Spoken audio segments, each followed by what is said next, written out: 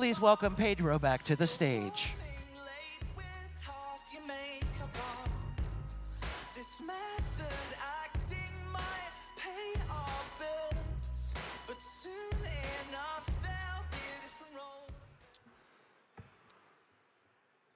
The Georgia Chamber is honored once again to host Governor Kemp, a man who needs no introduction to anyone in this room.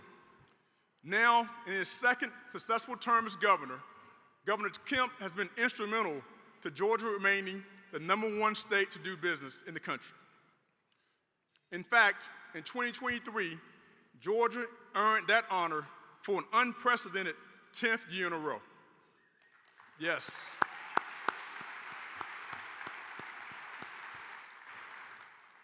Under Governor Kemp's leadership, Georgia has consistently broken economic records with the number of jobs and investments coming to our great state. Every region of Georgia has benefited from the strong economic climate fostered by Governor Kemp, as he's placed special emphasis on equity in rural Georgia.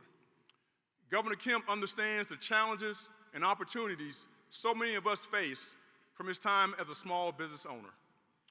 We are thankful for Governor Kemp's sound economic policies and long-standing support of the Georgia Chamber. So please join me in giving a hearty welcome to Georgia's 83rd governor, who's right here in his hometown of Athens, Governor Brian Kemp.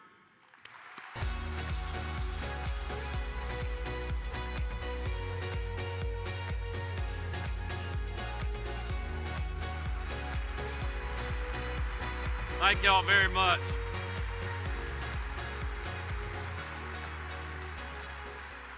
Appreciate that. Thank y'all so much. Pedro, thank you so much. After that incredible national anthem by Joshua, I thought they were going to give Pedro the gold medal for his service last year. I felt like I was watching the Olympics. That was incredible. And Shane, I just want to thank you for that great prayer. I think you touched literally all the bases, especially mentioning the national championship again this year. And I know President Moorhead would agree we need all the prayers we got with the schedule we got. But we got the greatest First Lady in the country with us tonight, or this afternoon.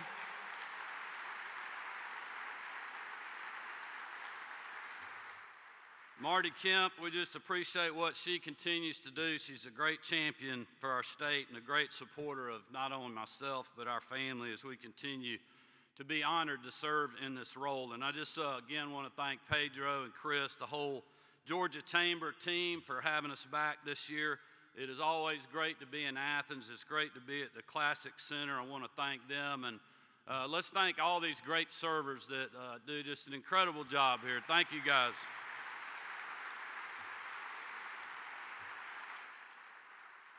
We also have, as you all know, and as it was mentioned earlier, just incredible leaders from all across our state, and I want to just recognize them, but also really thank you all for your partnership, especially this week as we respond to Tropical Storm Debbie. To our members of our congressional delegation, Representative Buddy Carter, Representative Rick Allen, Representative Stanford Bishop, Representative Mike Collins, Representative Austin Scott, and last but not least, I want to recognize and give a special recognition to Representative Drew Ferguson, as this will mark his final congressional luncheon. Drew, we are grateful for your service, and I'm personally grateful, I know Marty and the girls are too, for your friendship over the years. And on behalf of our entire state, Marty and I want to wish you and Julie the best in your next chapter. Thank you for your great service.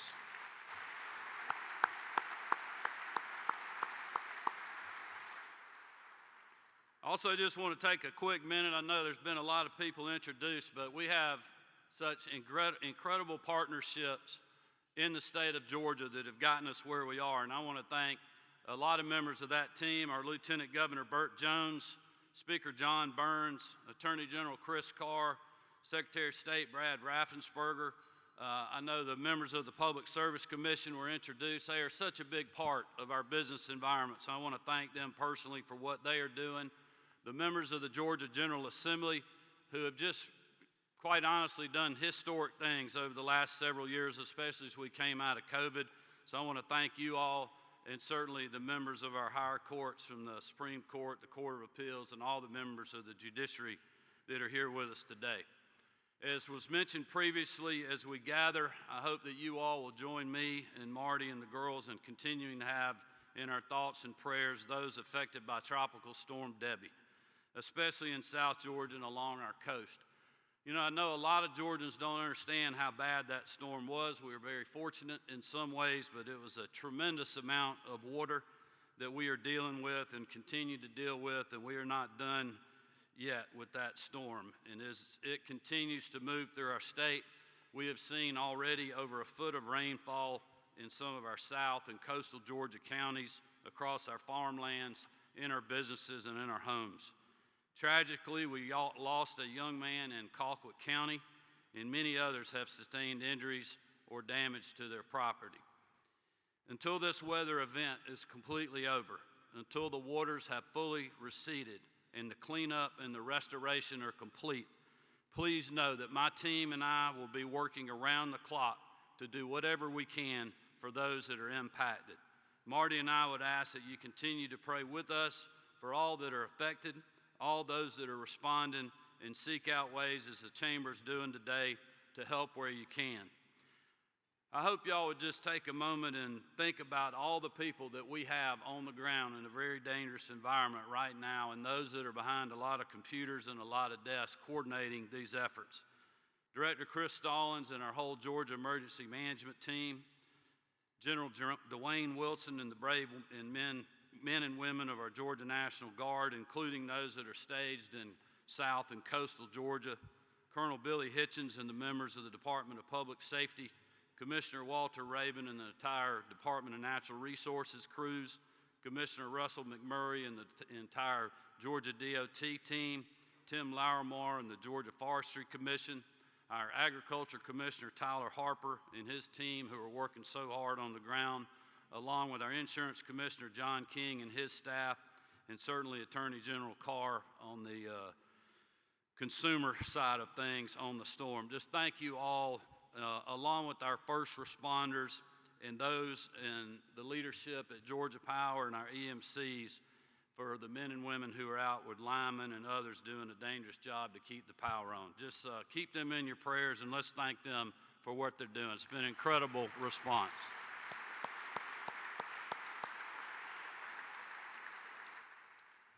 One thing is certain, no matter the challenges that we face, no matter what storms arise, whether they're physical or financial in nature, this state is going to continue to persevere. Everyone here knows that we're still the #1 state for business, as was mentioned, a title we've held for a full decade now. And many of you in this room, along with members of the Georgia General Assembly, have helped achieve that milestone of success for our state. And when I have the opportunity to tell employers around the nation and around the world why they should choose Georgia, I always lead with those partnerships across all levels of the private and public sectors. Thanks to that approach, since 2019, we've seen over 2,100 economic development projects, $87 billion of investment coming to our state, along with 185,000 new jobs that these incredible businesses are creating. And those are just projects that the state played a role in.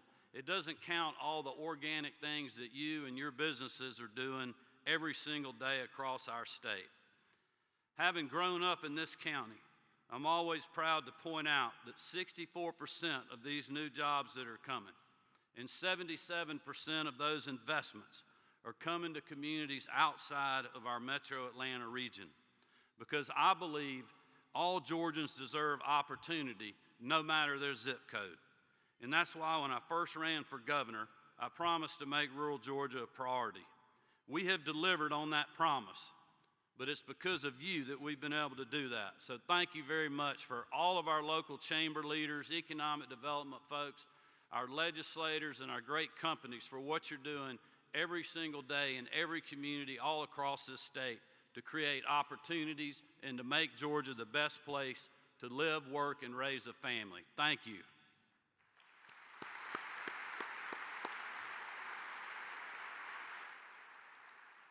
We are certainly proud of these accomplishments, but as I always say, we are not going to rest on our laurels. Alongside our partners in the General Assembly, this year we included an additional $1.5 billion in the amended budget to accelerate Georgia DOT projects statewide. Key projects in all four corners of the state will receive needed investments to improve critical infrastructure as communities continue to welcome historic growth. We're also continuing to invest in our ports, an asset that has been a key driver of growth statewide. In the not too distant future, the Port of Savannah will be the busiest terminal on the East Coast, and the Port of Brunswick will be the busiest for roll-on, roll-off cargo. If we want to meet those projections, we need the continued partnership of everyone here today.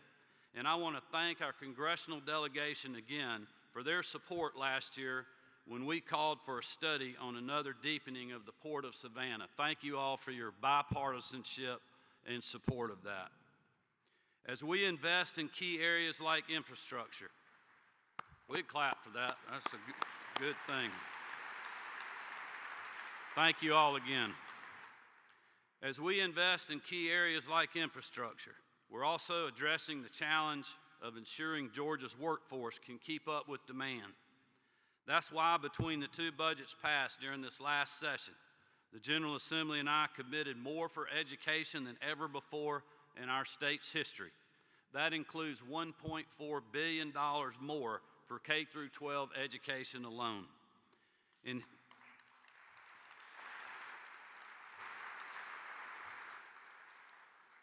And here in the shadow of our flagship university, I would be remiss if I did not highlight all of our higher education institutions, along with our technical college system of Georgia, and for what they're doing to spur job growth. To ensure our next generation knows that there's an education path that fits their goals, we rolled out the Georgia Match program last fall, the largest direct college admissions program in the country. I know you all will stay engaged on this issue with us, and I look forward to continuing the important conversations we're having on workforce development at this year's Governor's Workforce Summit in September. We also remain committed to making progress on an effort that I announced during last year's Congressional Luncheon, working toward common sense lawsuit reform while still bringing jobs to Georgia and maintaining our state as #1 for business. We took the first meaningful steps on this issue this past session by creating a mechanism to gather needed information that will guide our next steps.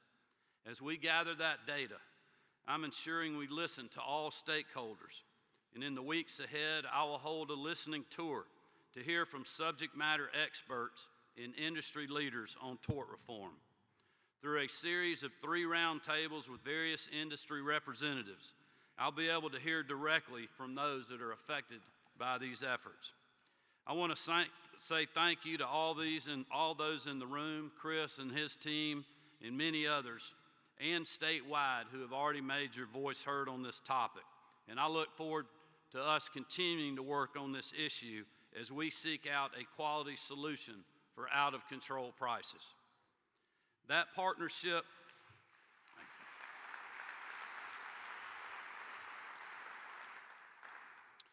partnership approach will remain my focus in all areas over the next 2 years. Here in Georgia, as I said earlier, we have built an incredible team, and we've developed strong friendships across the board to maintain a robust economy. And just like our national championship winning Georgia Bulldogs, we'll continue to hunker down and keep winning. So thank you all for what you're doing for our state and for its success. Keep up the great work, and God bless. Thank you.